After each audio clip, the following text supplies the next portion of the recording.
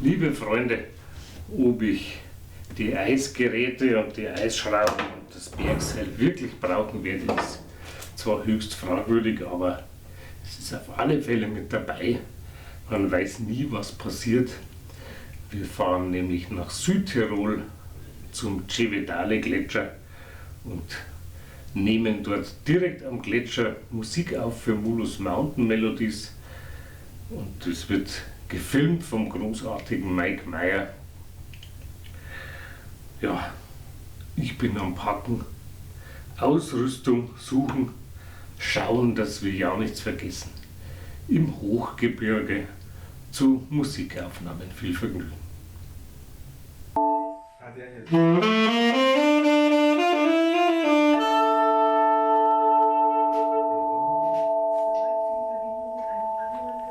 Klingen lassen oder? Klingen lassen, weil wir haben am Berg wahrscheinlich so eine kleine, irgendwie haben wir eine Atmosphäre. Okay. Zweites ist dann.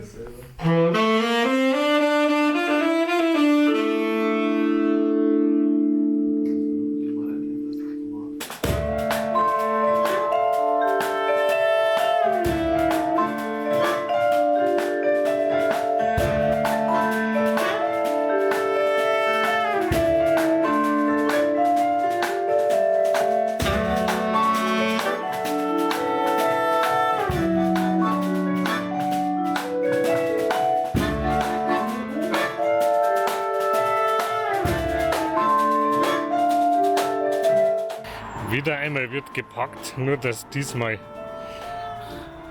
zur Konzertausrüstung noch die Bergsportausrüstung dazu kommt. Aber bevor wir auf den Berg aufbrechen, spielen wir noch ein schönes Konzert in Tirol.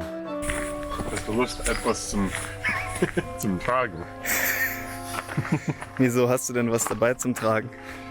Nur ein kleines Ding. Vibraphone, 15.000 Teilen. Keine von den Teilen passt in einen Rucksack. Mike, das wird super. Jetzt geht's hoch. Hoffentlich habe ich alles. Unser erstes Ziel sind die kläglichen Reste des südlichen Schneeferners auf der Zugspitze.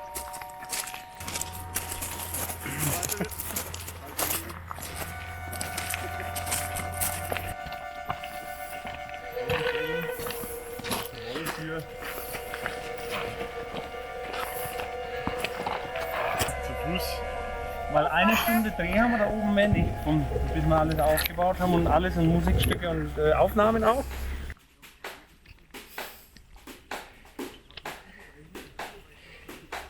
Ich hoffe, dass ich nichts vergessen habe. Du hast deine Schlägel vergessen. Ja, genau. Hier ist flach, da spiele ich. Perfekt. Das ist mein Platz. Ich fahre nicht weiter. Da bin ich fertig. But you have to know this is Muro's birthday gig, so this is special. Yeah, it's a very special thing here. Ja, Wahnsinn, das Schlagzeug auf. Oh yeah.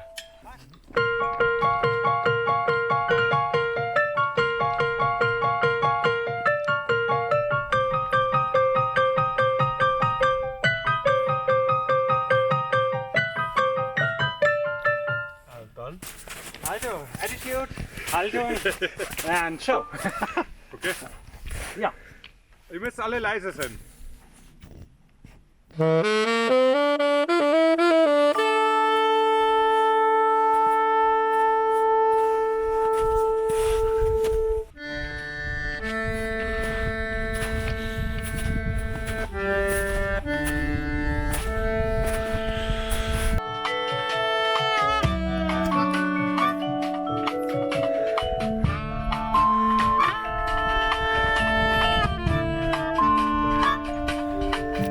Und Tim, wie war's? Ja, tolle Mannschaft zu haben, die dabei ist, die das mitmacht. Und ich glaube, dass das ganz toll wird, das Video und die Aufnahmen. Also auf alle Fälle hat das jetzt vor uns jetzt noch niemand so gemacht. Der schöne italienische Backe. Ich werde schon sehr grafisch beieinander haben. Vielleicht so die Schlussholz, kann man noch rausschneiden. Das war tatsächlich zum ersten Mal in meinem Leben auf der Zugspitze. Nicht nur immer auf dem Wendelstein. Nein, wir haben ja diesen beschwerlichen Aufstieg durch diese Steinlandschaft haben wir eigentlich in unserer Vertonung ganz gut getroffen mit diesen fast schon weheleidigen Schreien. Ah, da müssen wir hin. Aber es ist auch gut, dass wir mit der Zahnradbahn wieder runterfahren. Weil dieses Keyboard, das sehen Sie jetzt wieder nach tiefer Luft. Und das ist schon anstrengend für so ein Tasteninstrument da oben.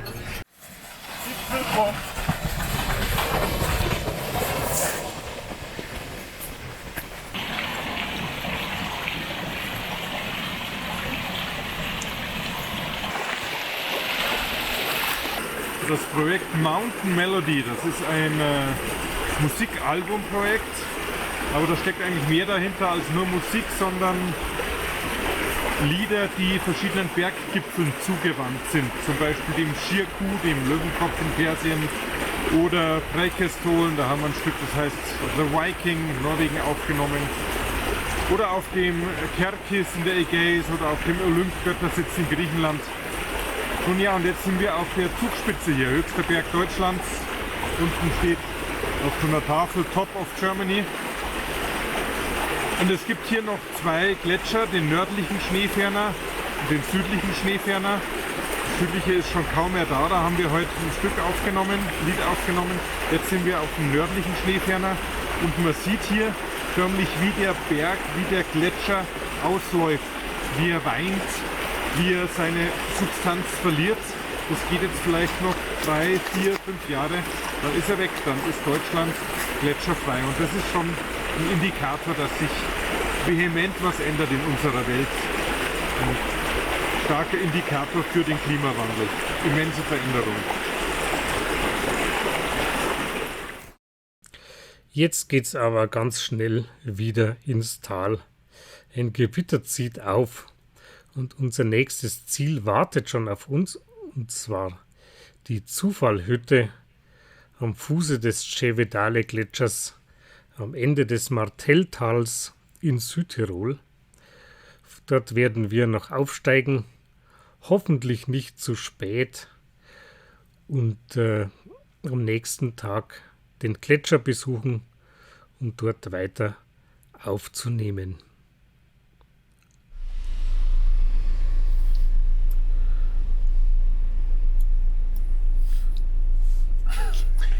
Das ist gar nicht lustig, wir stehen im Stau, Scheißdreck. Schau mal, ich setze jetzt hier rauf. Am besten da rein, schiebst das. Kannst du mal halten? Vielleicht erkennt man ja was. Das freut mich nicht. Hallo? Du, wir beladen gerade den Lastenaufzug. In 1 Minute sind wir fertig. So, ist der Mike hockt auch da drin, oder? Das wäre ja gern, wir haben gefragt, aber das war unter keinen Umständen.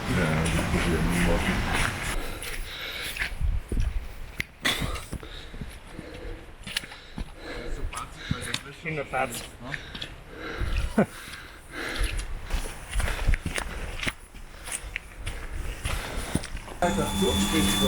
Ja.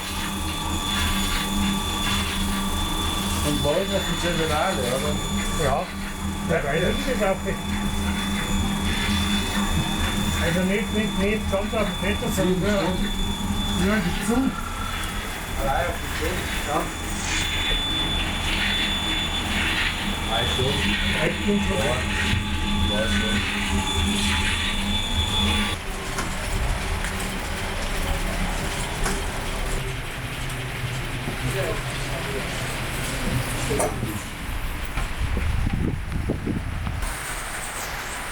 Schaut gut aus, oder? Ist noch alles drin. Ist schon mal gut. So, mit frischem Mut ins Gamsgebirge. Weiter geht's. Unsere heutige Aktion ist Aufnahmen auf dem Cima Marmotta. Cima Marmotta ist da oben. Ganz am Gipfel wäre 3,3, aber wir gehen nicht ganz am Gipfel rauf, sondern auf das Gletscherblatt unterhalb vom Gipfel. Und da machen wir dann Aufnahmen. Also ich stelle mir vor, so eine Battle mit Saxophon und Trommeln. Didi und ich stelle mir vor, der Andreas, das Outro von dem Song. Ich stelle mir vor, vielleicht gibt es irgendwo einen Platz mit einem schönen Naturecho, wo ich dann mit Saxophon das Intro spiele. Ja, vielleicht machen wir sogar eine kleine Seilschaft, wir haben alles dabei, Helm, Eispickel, Brödeln. Ja. Ich bin sehr zuversichtlich, weil der Andreas ja bei der Bergwacht ist, der macht das dann schon alles. Irgendwann wird euch schon ausziehen.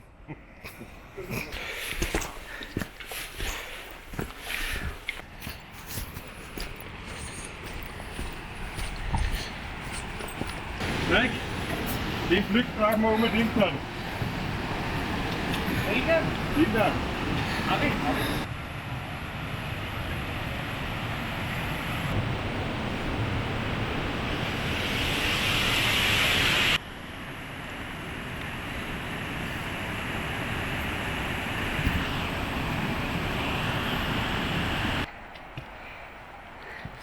Ein ganz wichtiger Ausrüstungsgegenstand auf dieser Reise ist der silberne Aktenkoffer vom Didi. Joghurt, Nocciole intere, ne? Biscotto, Latte, Fondente.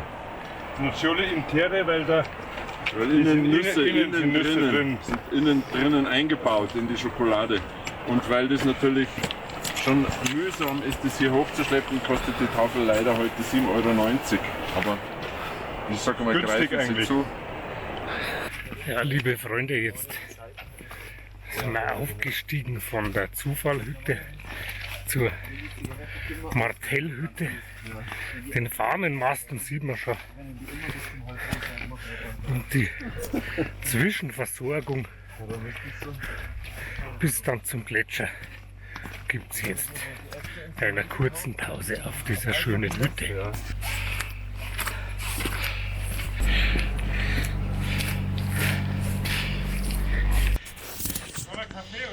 Da hinten im Hintergrund, da sieht man schon die Gletscher. Da haben wir noch ein bisschen einen Weg vor uns. Aber das schaffen wir schon noch, bevor es regnet. Tellerhütte. Da gibt es den, das ist der bessere Weg, der geht zu dem Fürkeler Fürkeler ferner. Und der andere ist aber mehr, der ist höher, der geht weiter rauf.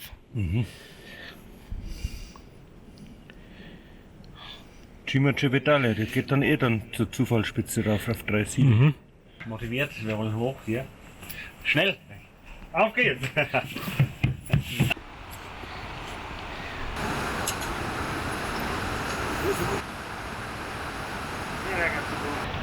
Wir gehen heute auf den Cima Cividale, auf den Zufallsgletscher, Zufallsspitze. Die Zufallsspitze ist auf 3750 Meter. Jetzt kommt aber, hier oben kommt der Mike Meyer, unser Filmer, Fotograf, Alex, der Fotomann, Didi, Drummer, Andreas Hinterseher, Filmgartens-Akkordeonist.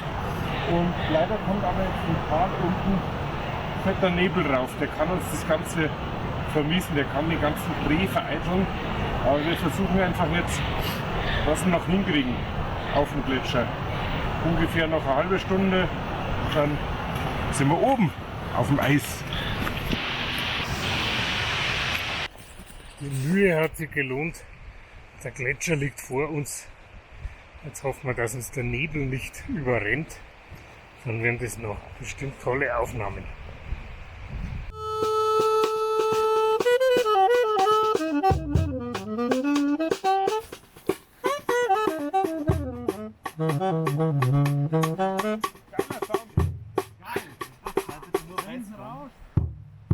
Ja, hier am Gletscher aufzunehmen, birgt natürlich die eine oder andere Herausforderung. Die größte ist vermutlich, dass es keine Steckdose in der Nähe gibt. Das heißt, wir müssen irgendwie mit Batterien und solchen portablen Aufnahmegeräten hier klarkommen. Da haben wir jetzt insgesamt 6, 7, 8 Kanäle, die wir aufnehmen können. Die müssen wir uns einteilen und natürlich mit Mikrofonen und den Kabeln auch schauen, dass es gewichtstechnisch nicht zu schwierig wird, weil das ist schon anstrengend, das ganze Zeug natürlich hin und her zu tragen. Wir sind ja jetzt hier auch nicht unbedingt im einfachsten Gebiet unterwegs.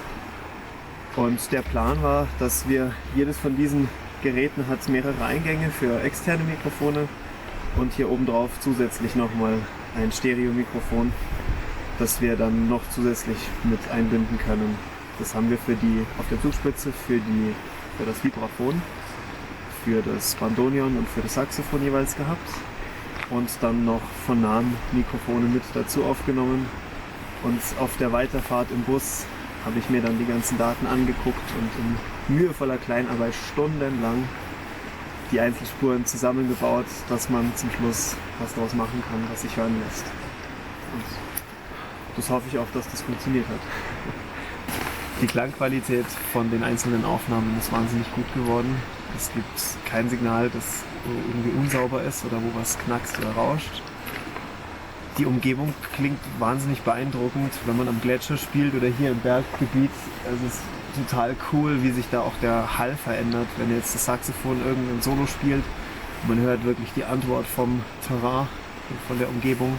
Und das natürlich mit aufzunehmen und auch noch irgendwie mit einzupflegen dann, ist schon sehr beeindruckend und es ist auch ziemlich spannend, irgendwie sich das im Nachhinein dann anzuhören und rauszufinden, wie es dann letztendlich funktioniert hat. Und ich bin mehr als glücklich mit den Aufnahmen und mit der Qualität von den Aufnahmen. Also das hat sich auf jeden Fall ausgiebig gelohnt hier. Also ich muss sagen, mit so einem Seil und mit Ausrüstung schaut man einfach grundsätzlich wesentlich besser aus.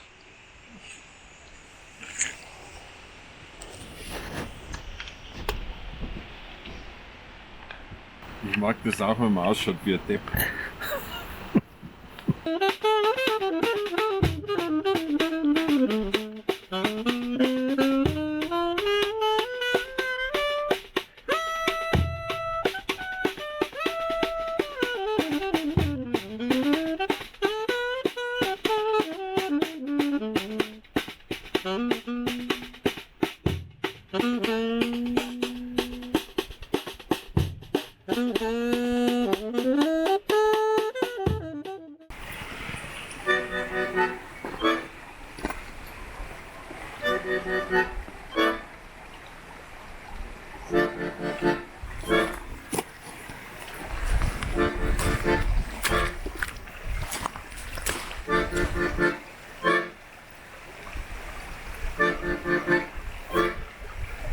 Auf vielen Bergen waren wir zusammen und der Gletscher hinter uns, das war jetzt schon eine schwerere Nummer, weil die Spalten auch mit einer erhöhten Gefahr, also wir haben aber den Bergspezialisten Andreas dabei und das Beeindruckende über die Jahre unserer Verbundenheit, Verbündetheit ist, wir landen doch immer in gefährlichen Gefilden mit harten Anstiegen und können uns glücklich schätzen, was wir jetzt machen können. Alles im Kasten. Kameras heil, keiner abgerutscht und abgestürzt. Runter geht's, wir brauchen eine Kartoffelsuppe warm in der Hütte. Also, ich muss jetzt mal sagen, dass es wahnsinnig schön ist, dass meine Quadronevo-Freunde, die Lokka und der Andreas Hinterseher dabei waren. Ich glaube auch, dass wenn wir solche Erlebnisse gemeinsam durchstehen, dass sich das irgendwie auf unser Bühnenprogramm und auch irgendwie niederschlägt. Also seit 25 Jahren so durch die Welt touren und Abenteuer erleben, ein bisschen als Würze hört man das gleich wieder. Glücklich und zufrieden, alles im Kasten. Also ich hoffe, dass wir mit unseren Aufnahmen den hohen Ansprüchen von Hinterseher TV gerecht werden hier vom Berg. Genau. Super was, wir sind ja schön. Haben Hunger, aber das war jetzt schön. Ich freue mich eigentlich bloß, dass ich jetzt ein Spiegelei habe. Und ein Bier. Und ich sage einfach mal Prost.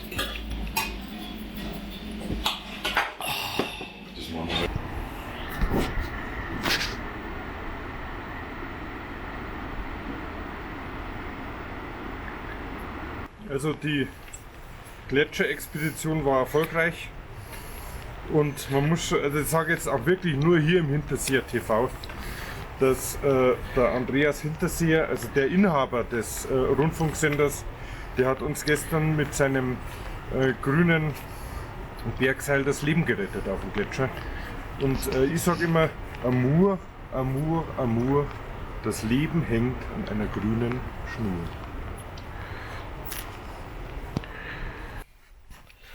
Liebe Freunde, es war tatsächlich so erstaunlicherweise, jedes dieser Ausrüstungsgegenstände vom Seil bis zu den Steigeisen, bis zu den Karabinern und den Eisschrauben ist verwendet worden. Und eine Erleuchtung hat mich erreicht mit der Hilfe meiner Freunde. Die Sendung heißt ab jetzt nicht mehr Hinterseers Backstage Bar Getränkgespräche, sondern ab jetzt die Sendung mit dem Hinterseer. Gute Nacht. Und nicht vergessen, unbedingt abonnieren, dann versäumt ihr nie wieder was von unseren großen Abenteuern.